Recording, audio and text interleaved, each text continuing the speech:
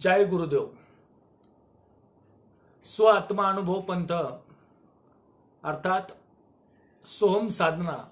आणि सोहम साधना एक चमत्कार आहे. ज्याने सोहम साधना केली त्याला स्व आत्मानुभव प्राप्त होतो. स्व आत्मानुभव अर्थात प्रत्यक्षदर्शी आलेला अनुभव. मग अनेक साधू संत महंत ऋषी मुनी देव यांना जो प्रत्यक्षदर्शी अनुभव आला त्यापैकी संत शिरोमणी गुरुवर्य संत नामदेव महाराज. संत नामदेवांचा पूर्वस्थितीचा मंडनात्मक अनुभव आहे. संत नामदेवांचा पूर्वस्थितीचा मंडनात्मक अनुभव आहे. पाषाणाची मूर्ती कापे थराथरा. पाषाणाची मूर्ती कापे थराथरा जेवे भराभरा नाम्या संगे. वरील अभंगवाणी ही संत नामदेवाचे पूर्वस्थितीचा अनुभव आहे. परंतु त्याच संत नामदेवाला श्री सद्गुरू खेचर स्वामीचा उपदेश मिळाल्यावर त्यांच्याच उत्तरार्ध स्थितीचा मूर्तिखंडात्मक अनुभव संत नामदेव महाराज यांना सद्गुरु मुखातून अर्थात नामदेवांचे गुरु खेचर स्वामीकडून सोहम ज्ञानाची प्राप्ती झाली. आणि सोहम ज्ञानाची प्राप्ती झाल्याच्या नंतर नामदेव महाराजांनी सद्गुरु भेटण्याच्या अगोदर आणि स्व आत्मानुभव प्राप्त झाल्याच्या नंतर नामदेव महाराज ज्यावेळेस त्यांना ज्ञान प्राप्त झालं आणि ज्ञान प्राप्त झाल्याच्या नंतर नामदेव महाराजांनी आपल्या अभंगातून मांडलं. प्रत्येक मनुष्य स्त्री पुरुष आबाल वृद्ध यांनी सोहमचं ध्यान करावं, सोहमचं चिंतन करावं. सोहम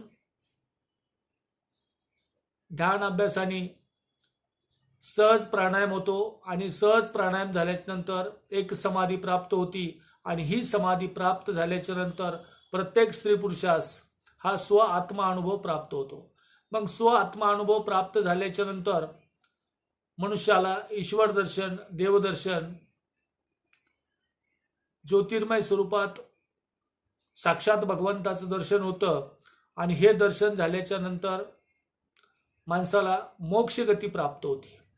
म्हणून प्रत्येकाला मोक्षगती प्राप्त व्हावी, या जन्मात अज्ञान जावं, श्रद्धा आणि अंधश्रद्धा यातला फरक कळावा आणि श्रद्धायुक्त भक्ती करावी. ही भक्ती जर मनुष्य करतोय तर निश्चित रूपाने या जन्मात मोक्ष आहे.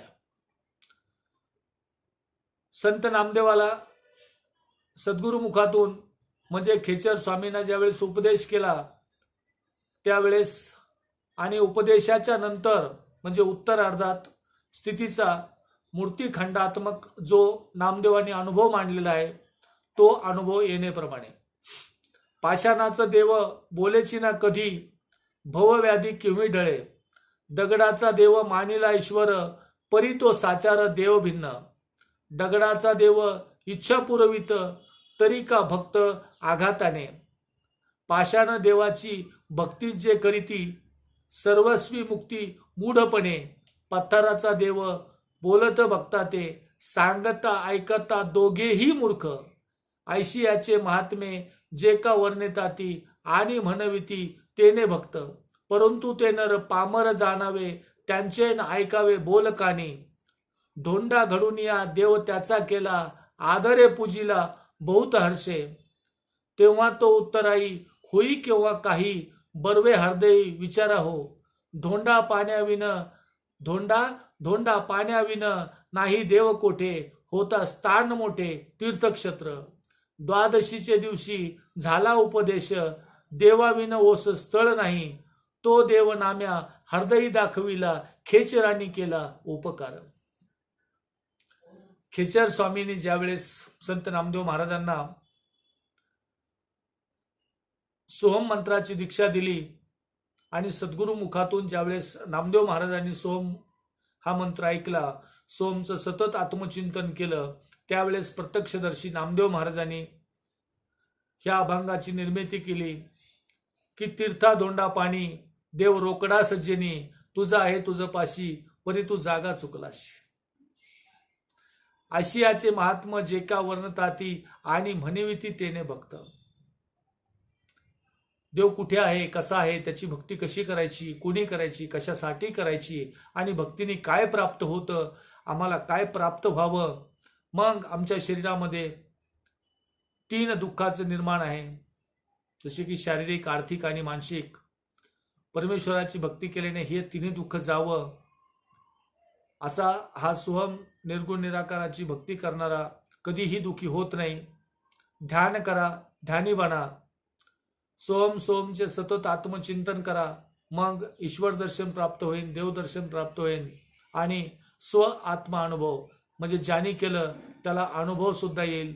त्यासाठी सोहम हाच एक मूल मंत्र आहे, आणि या मूल मंत्राचं अध्ययन केल्याच्या नंतर मनुष्याला याच जन्मामध्ये मोक्ष प्राप्ती मिळते.